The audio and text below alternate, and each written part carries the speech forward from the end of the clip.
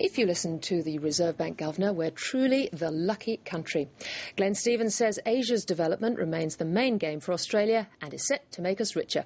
But it also means structural pain and higher interest rates.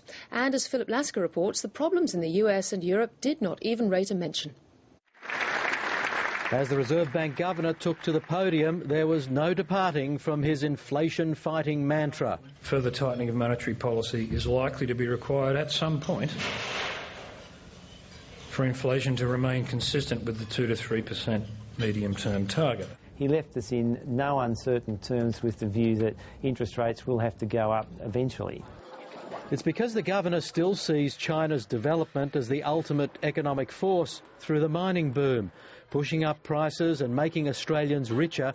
Riches, he says, will be spread throughout the economy as jobs, dividends to shareholders from mining companies and more tax revenue.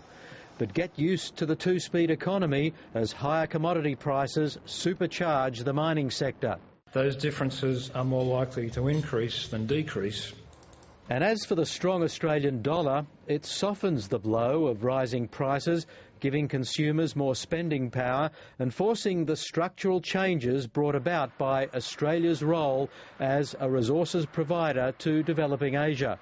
Cold comfort for the hard-hit retail and manufacturing sectors. There are no magic pill solutions to the need to adjust, and there aren't really any alternatives, I don't think, to adjustment.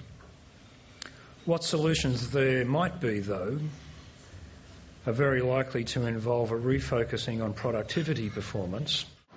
There was no mention of any threats posed by the massive economic problems facing the US and Europe.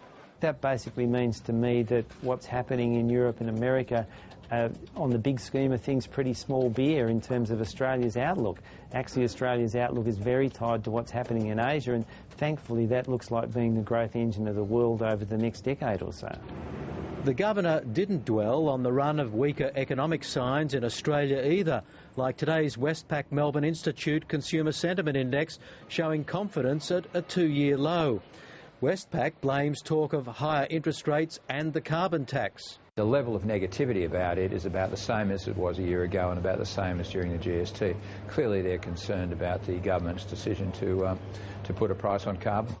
But Westpac seems more concerned than the Reserve Bank. In the history of that index, that is barely statistically significant, if at all.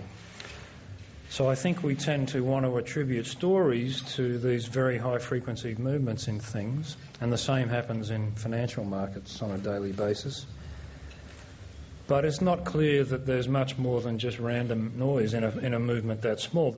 The trading rooms did respond to the Reserve Bank Governor's noises on interest rates, pushing up market rates and the Australian dollar.